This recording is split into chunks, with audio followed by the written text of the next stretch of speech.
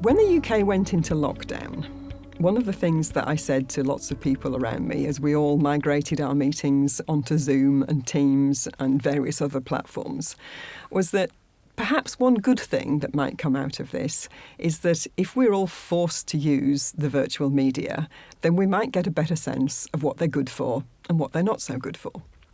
It was too easy when we didn't have to use the virtual media to just not bother and to stick with what we knew and what we were good at and the things that we knew we could rely on. But here we are, some months down the line, and people that I know have used virtual media like Zoom and Teams and so on for all kinds of interaction, as well as meetings, conferences, one-to-one coaching sessions, training courses, workshops.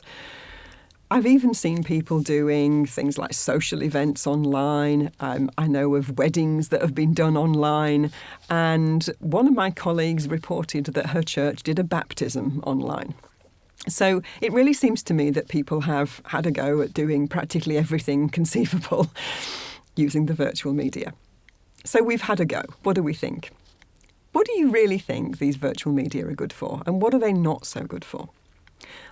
I think, from my perspective, doing a meeting via Zoom can be a really good thing. We do this quite a lot. It means that people don't have to travel. It means then that less time is spent on a meeting. And I have the sense, I don't know whether this has been true for you as well, that if you're doing a meeting online, you can often get things done in about half an hour that might have taken 45 minutes or an hour if you were all in the room together. You think about how much time we can waste just, getting coffee and glasses of water and chatting about other things, little side conversations that don't really happen when you're in a virtual meeting. So I think perhaps as a result of this experimentation, many of us can conclude that our meetings are more effective when we do them virtually. But I have a caveat to that. It really only works when you know people very well. Doing a meeting online with multiple people that haven't met before, I think is much less effective. Somehow, the fact that you don't really know somebody, that you've only met them sort of from here upwards, seems to have an impact on your sense of how well you know another person. Maybe it's easier when we do one-to-one, but group meetings among people who don't know each other, I think, can be much harder to be successful. So meetings, yes, with people that you know. With people you don't know, takes a bit more effort. It's maybe not quite as effective as with people that you do know. Conferences, well, there's been lots of different ways of doing conferences online, and I think that's an area where we're all still learning. But my limited experience of attending conferences online says that, yes, there's definitely some scope. Yes, we can make it happen.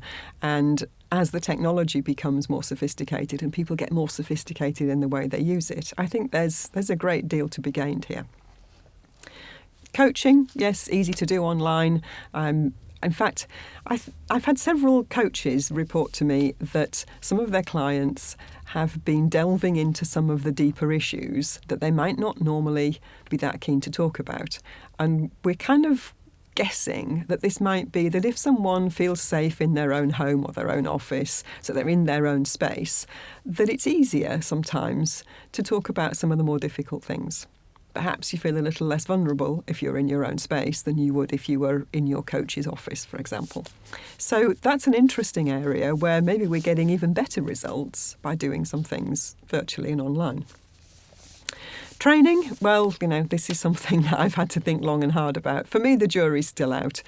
I think there is never going to be anything quite as good as everybody getting in the same room together. I still truly believe that when you all get in the same room and you breathe the same air, something different happens at a very fundamental psychological level.